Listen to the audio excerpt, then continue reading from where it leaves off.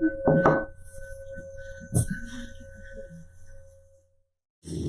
I'm Jason Murphy. For those of you just joining, this is Against the Stream. Thank you for joining us.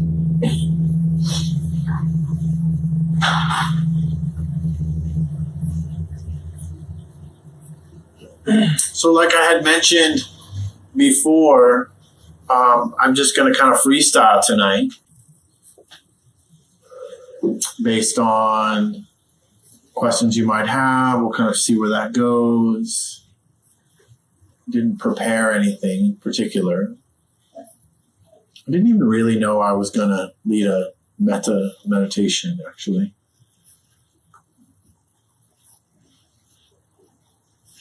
And I want to just, before we move into Q&A, I want to just invite you to allow whatever that practice was to just be what it was. And there's lots of things that can happen during this practice. It can be transformational. It can be heart opening. It can be calm. It can be peaceful. It can be filled with criticism and judgment. It can be really challenging. Every reason that we can't be happy may come up in the mind. Every memory of lack of peacefulness could come up in the mind. So just kind of allow it to be what it is and make room for it all. That's the suggestion. Or you can just dwell on it over and over again until it causes more suffering for yourself. Up to you.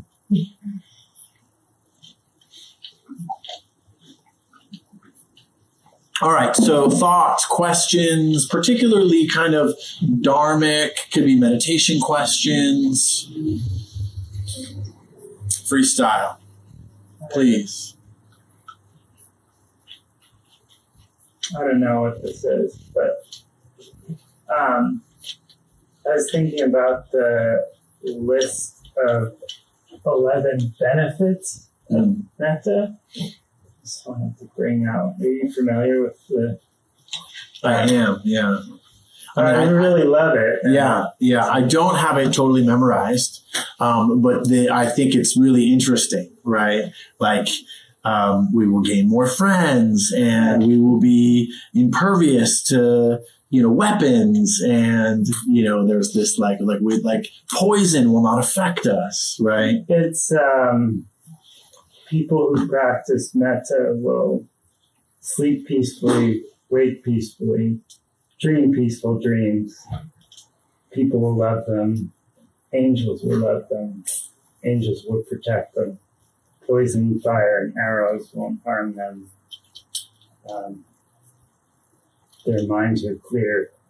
Their faces are serene. No, their minds are serene. Their faces are clear. Uh-huh. They die unconfused. And when they die, they're reborn in heavenly realm. In a heavenly realm, right. So it's kind of like, there's a few pieces about that seem like they were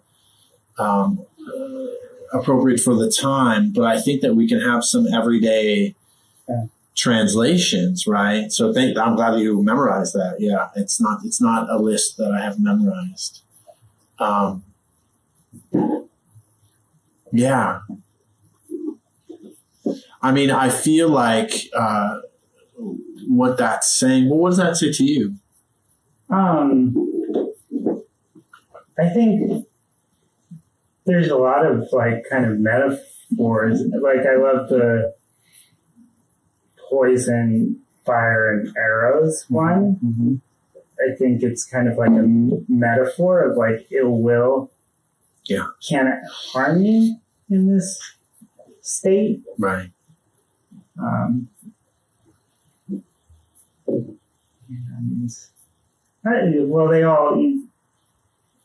They all sound really nice as well. Mm-hmm.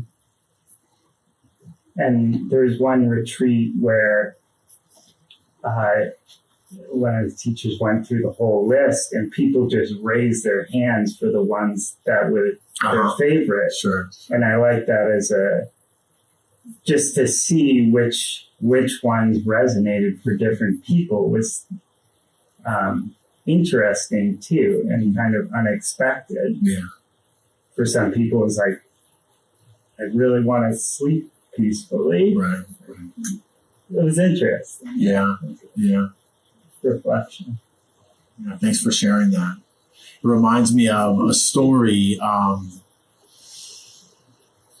basically kind of my understanding of where the metta practice came from. And so the story, so I'll tell the story, it's not very long, but basically the story goes that there were some monks who were set off into the woods. They were kind of sent off to go do solitary practice or work, in meditation in nature, kind of on their own, which is very popular. It's very popular in Thailand. It was very popular in India. It's very popular in the monastic order that Noah and I are connected with, the Thai forest tradition. So these monks went off into the forest, and the Buddha was like, carry on, go ahead and just go meditate and do your practice. And that devas, or tree spirits, or nature spirits, right, began to kind of accost them during their meditation, whether it was like, at first it was like putrid smells that these devas, which are kind of like angels or tree sprites or, something in the Buddhist cosmology, they began to kind of torment the meditators, the monks, with smells that were unbearable or sounds that would cause kind of fear in the monks, or there would be sights. And so basically they were kind of like, this is a creepy forest, like we're out of here, Mm-hmm. And so they went back to the Buddha and they were like, okay, so we're not really sure why you sent us out there. It's supposed to be to meditate, but there's some things going on that we're not cool with, that they're freaking us out. Basically, there was fear, trepidation, anxiety, and perhaps some unpleasant smells as well. So the Buddha, as an antidote to fear and anxiety and basically intolerance of the experience, began to give these phrases. May I be at ease. May all beings be at ease. May I be happy. May all beings be happy. And gave that to them. And, the several, may I feel safe. May I feel safe and protected from inner and outer harm. So using these phrases as the monks began to walk back to the area where they were in the forest, where they were meditating, they began to be and feel and experience calm. And in turn, kind of like when you ever like walk up to a dog, and if you're like a little bit more anxious, they kind of react to that state. And kind of like the way that this story is talking about the way that the 11, qualities of practicing metta talks about, that when we're shifting our own mental and emotional state, then people actually vibe with that. And so in the story, the devas, the tree spirits, could feel and hear the energy that was coming to them, and then they in turn calmed down because they felt safe, not threatened. Where originally what they were trying to do is scare the monks away because they were protective of their environment. And so this is kind of how, or one of the stories about how metta came to be as a practice. Now turning back to the 11 qualities and neuroscience. So neuroscience tells us that we have these things called mirror neurons. And a mirror neuron is, if I see aggression in you, I may feel some kind of way about that, right? And it doesn't even have to see aggression, right? There's microaggressions. There's all these different ways. Yet somebody who practices metta or compassion on a regular basis, I think of like who is a prime example. The Dalai Lama is a prime example. Another person is a prime example. Thich Nhat Hanh is a prime example. Ajahn Amaro is a prime example. There's several people that I can think about, and several monks and nuns that I've experienced in the presence of just ease immediately. I just feel at ease around them. And I can only, and I mean, there's a couple reasons, but one of the reasons why I think it happens is based on mirror neurons. So as I feel their experience, my nervous system begins to calm down. It's not fight, flight, freeze. It's not my lizard brain saying, I have to protect myself. That it's actually the monkey brain that's saying, I can emotionally connect with this person. I actually might be able to build intimacy with this person. And so what we're trying to do is get out of our lizard brain and into our monkey brain, which is really more about the limbic system, feeling, emotion, regulation, lowering the amygdala and expanding the hippocampus. And then from there up into our kind of cognitive higher functions, our human brain, our Homo sapiens sapien brain, which says, oh, I can kind of relate to you, or I can vibe with you, or I feel connected to you. So that in some ways, I think that that's what metta practice and the benefits of what metta practice does. And I totally agree with you about the weapons and the poison and the arrows, that it actually also resonates with this piece around the battle with Mara, when the Buddha is sitting in kind of final determination to become awakened, fully enlightened, awakened to the truth of all things. That what happens is he gets attacked, and the story goes, the first attack is desire, and this is kind of like in his mind. If you think psychologically again, the mind of the egoic mind, the pleasure-seeking mind, the fantasy-seeking mind as a way to avoid unpleasant situations, circumstances, feelings. We begin to kind of create fantasies in our mind. And so the fantasy of, kind of sexy people with abundance of food and basically pleasure seeking is what comes into the Buddha's mind. And the Buddha sees pretty clearly right away, because he's been practicing for some time, that this is a dead-end road. That all of the pleasure seeking that I have experienced in my life has never been enough. There's this common saying in Alcoholics Anonymous: 1 is too many and 1,000 never enough. And it's this way of kind of the way we chase pleasurable experiences. So the Buddha with wisdom saw clearly through that. And then there's some interesting ways in which he utilized envisioning the impermanent nature of the food, seeing the food rotting.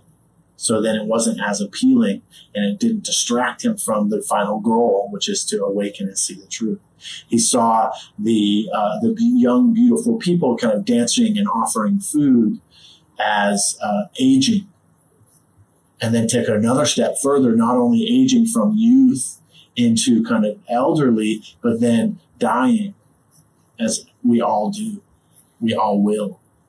And from dying to the putrefaction, that's a horrible word, of the body. So this kind of rotting of the body, the rotting flesh. And this woke him up to impermanence, to seeing that nothing lasts, and to enjoy something while it's here, but not cling to it, not grasp to it, not get swept away in the desire, which we often do. So then the second wave is Mara, this personification of evil or mental affliction, or the hindrances, really, greed, hatred, and delusion. fires all of his calls on all of his warriors, which are these like demons. So in his mind, so basically, the Buddha might have been schizophrenic. No, I'm just playing. But he had these hallucinations, as we all do, these stories, these delusions that we create based on maybe feelings, based on past experience. And but these demons are firing arrows and spears, and the Buddha, seeing that this is an illusion, seeing that it's not real, what Mara wanted, what the egoic mind wants, is to grasp or to push away, because that keeps us deluded. That keeps us from seeing what's true in our nature, in our humanity. And so in the wisdom of that, the Buddha began to rest in compassion and really battling hatred and ill will and resentment with kindness, with compassion, with seeing the suffering of these warriors, these demons. And in doing so, transformed the arrows and the spears to, lotus blossoms, and they fell at his feet. And then the third wave, Mara was like, damn, this guy's good. And then the third wave is Mara, the personification of evil, or, the distorted or deluded mind that wants to keep us ignorant and suffering, said, okay, desire didn't work, fantasy didn't work, the craving didn't work, ill will, aggression, anger, aversion didn't work. So now let's try doubt. Let's try attacking his worthiness. Let's try attacking his self-esteem. Let's try attacking his sense of meaning and well-being in life. So the personification, Mara, just basically kind of whispers in the Buddha's ear, what gives you the right? Who do you think you are to become enlightened, to awaken, to stop suffering? Who do you think you are? Do you think you're that important? What have you actually done? So the Buddha, so the Mara is, just really kind of laying in. Maybe that's familiar. Have you guys ever kind of had that voice in your mind, that familiar, predictable, somewhat safe and painful voice that says, not good enough, not worthy enough? And a lot of times, I know people, and I've done it myself too, we fight that. We fight that with what?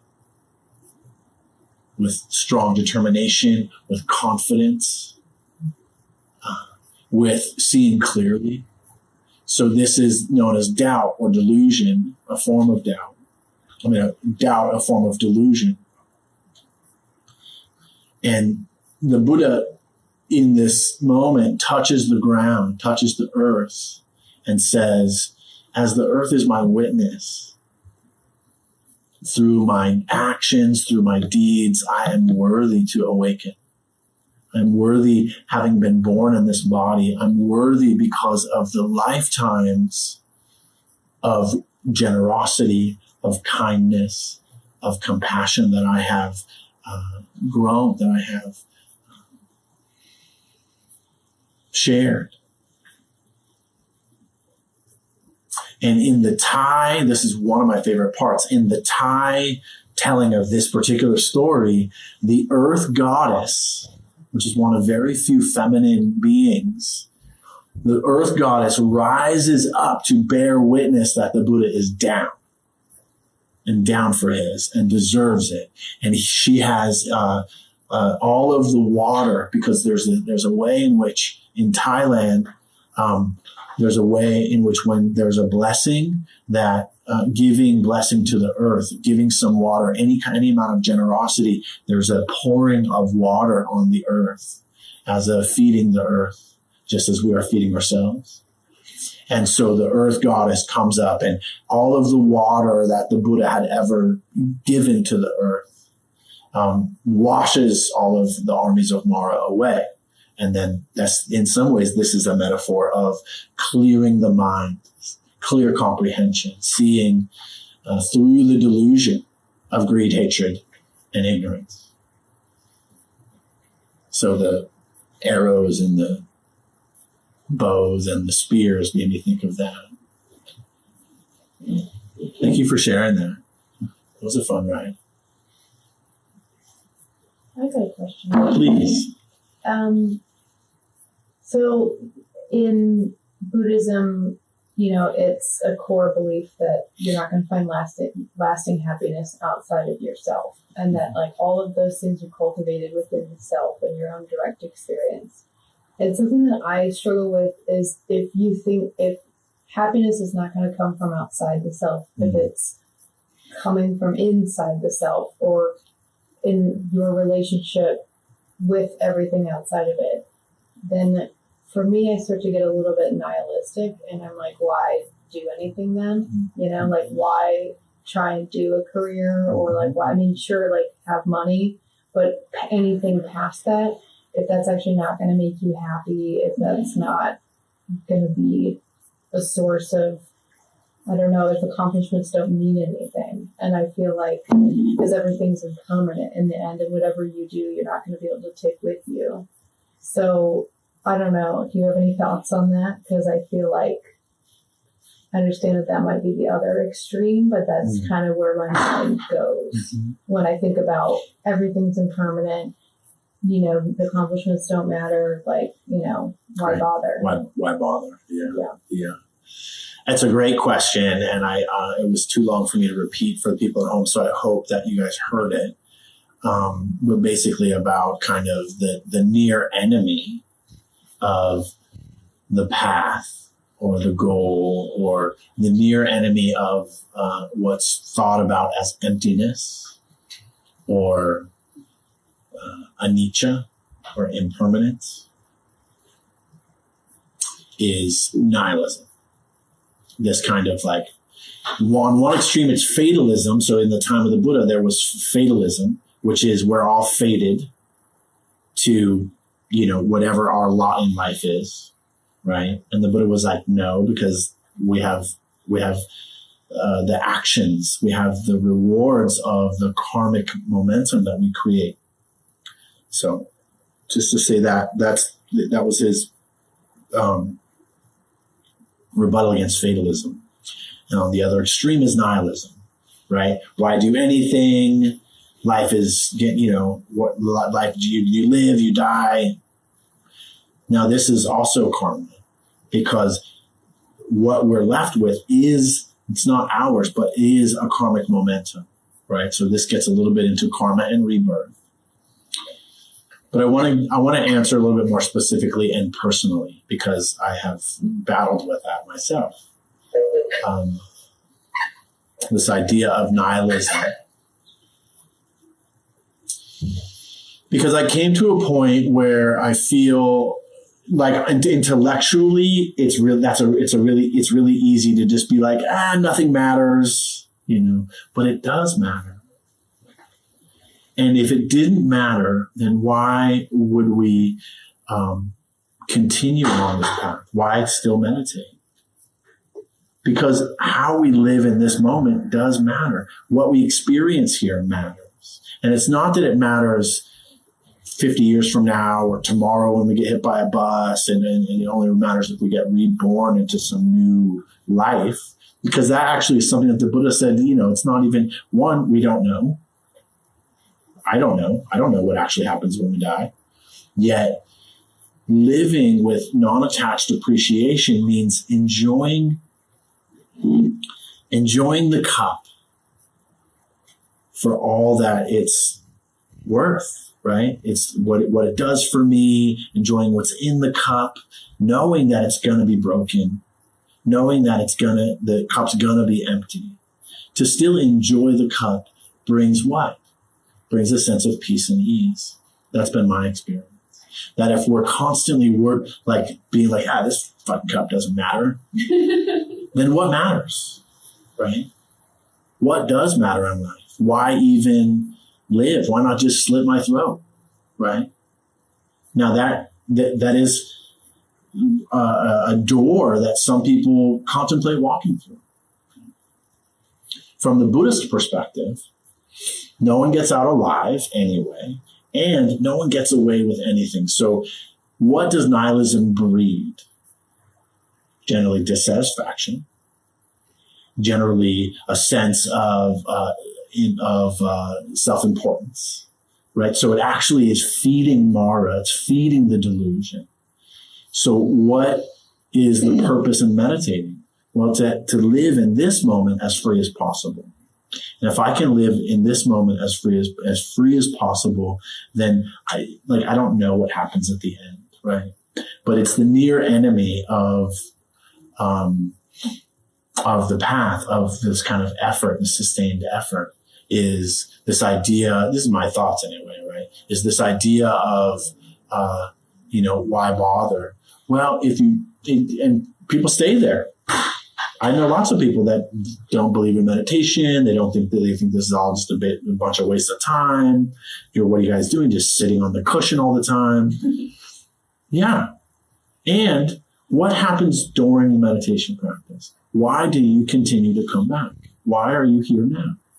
What brought you here in the first place? What's the alternative? So that's the question I kind of pose back.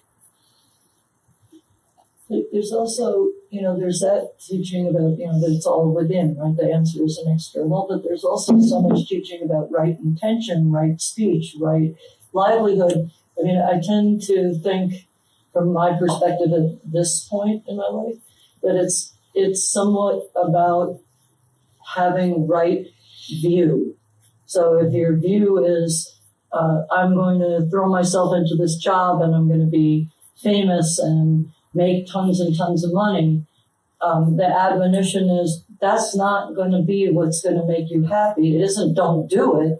That's not going to make you happy. And there's that great question, can you be happy without the right person, the money, or the job you want? Right. And I've asked, as a therapist, I've asked clients that, and without fail, most of the men say, absolutely not. You have to have those things. But a few of the women have said, well, yeah, you can be. And so for me, it's like this teaching is about not to get too swept off my feet about either, making success the pinnacle or being down there because you didn't succeed. It's always equanimity. And it's always like what is in this moment of joy, this moment of joy. Or this moment of sadness. Yeah. But it's sort of, I think that like when you bend either way to either extreme, you sort of miss the point of that it's all about like equanimity and being right view. We tend to lean negative. So it's like, oh yeah, what's the point? If the answer is always within, then why should I try to have a career? Why should because. Why not? Because first off, why not? And because, live in the moment of joy and understand that the career isn't going to be the answer, because you have to have a core of well-being to enjoy the career. You don't have the core of well-being, doesn't matter how successful you are, doesn't matter how much money you have, it doesn't matter anything if you don't have that core of happiness, that core. Yes. Thank you. Yeah, that's another great way of kind of shifting the perception too.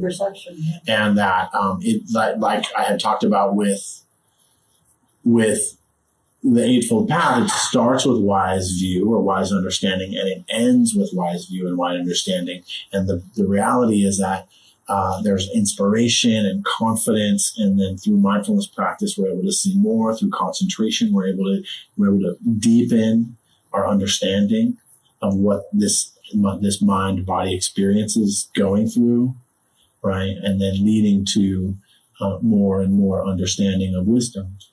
So the deepening of that understanding. But yeah, I mean, there's plenty of people who are sleepwalking, just seeking pleasurable experience externally. And the Buddha was saying, yeah, that's not it. And dunking your head in the Ganges isn't going to wash you free of your sins, right? something else that the Buddha, talked about, right? As a rebellion against this idea of like, being absolved of your sin because you're sprayed with holy water or you dunk yourself in a pond. He was like, that's not going to actually do it. We have to do the work inside in order to really feel the freedom. But I can't tell you what a rose smells like. You have to experience it yourself. I appreciate the question. We have time for maybe one more. Please.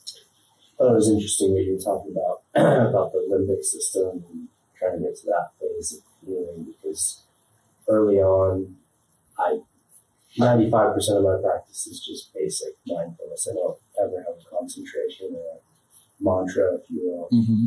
It was interesting. Like, when you were saying, may I be happy? My mind was like, of course you want to be happy, dude. You don't need to keep telling me, like, yeah, that's the whole point of being here.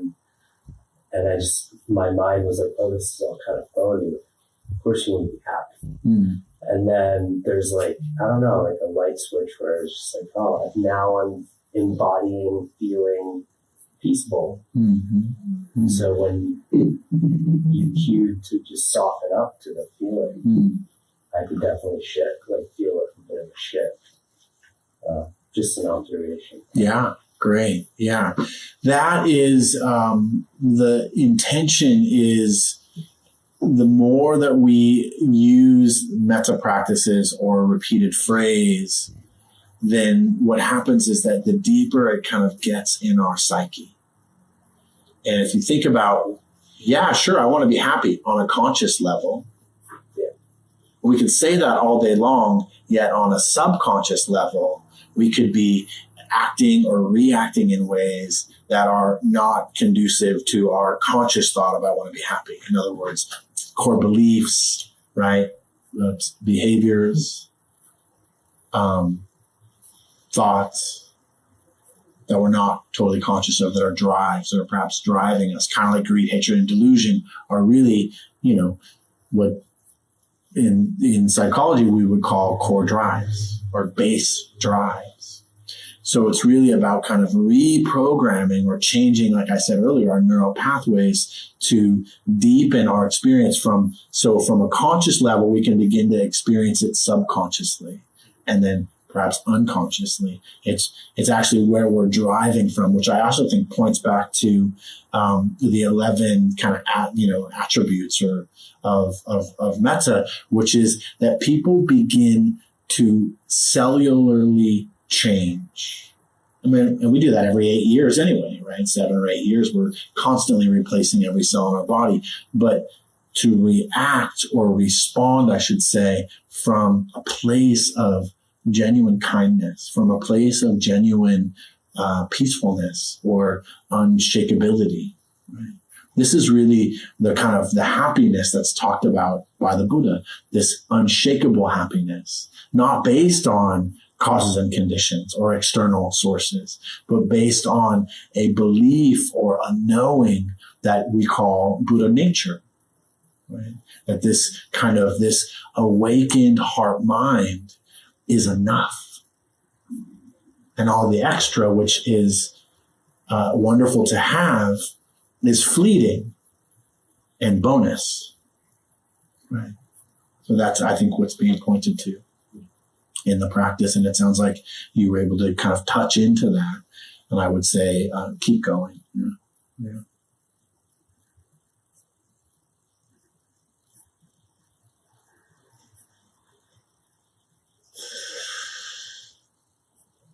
Last.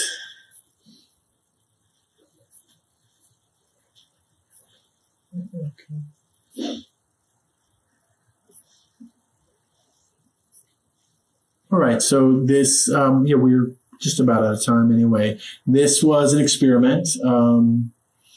I feel like what I wanted to do was take a turn and start to give some of the wing of compassion some airtime, because there's so much in the wisdom and compassion end the wisdom end, then I could just kind of keep digging and pull up a list and a list and a list and a list. And there's something like 37 wings of awakening that are, maybe it's 32 wings of awakening, one of those two, that are lists. There's like 37 lists.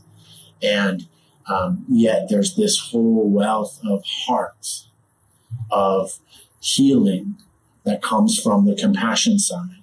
And so I think I'm going to start to move through that. So maybe next week we'll do compassion practice, and then appreciative joy practice, and we'll kind of just work through that. And maybe next week I'll actually talk a little bit more about metta. And each practice has a near enemy,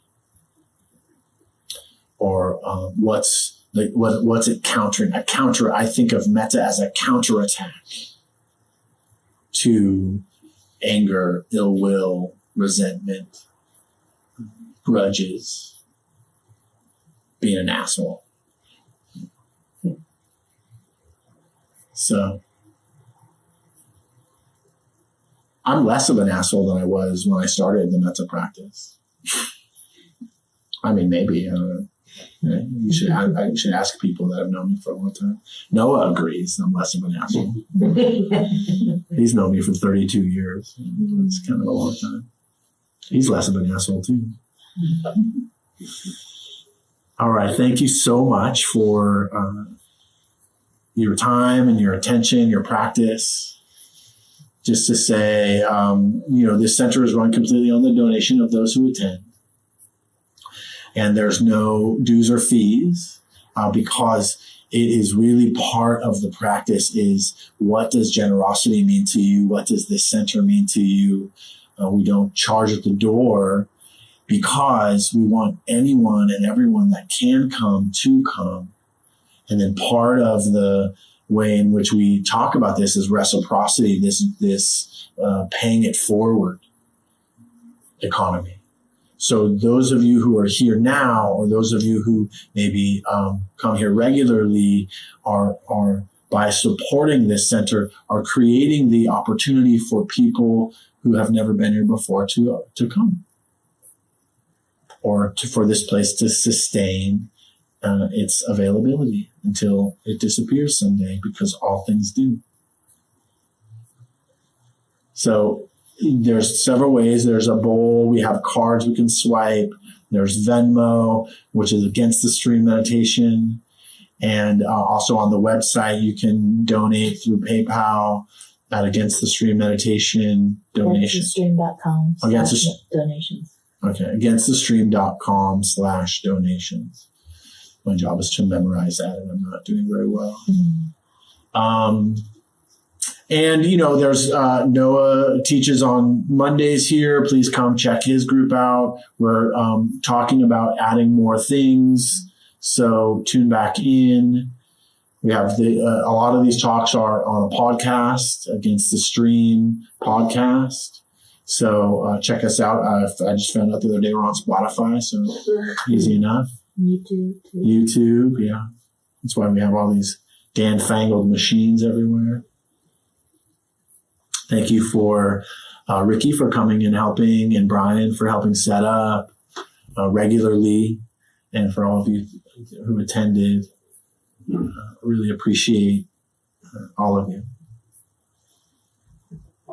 So let's just take a moment and just gather all the goodness of our practice, all of the effort that we've put into sitting, to coming, to driving across town, getting here, being here,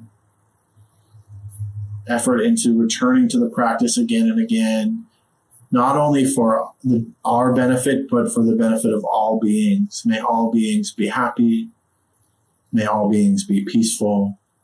May all beings be free from suffering and the causes of suffering.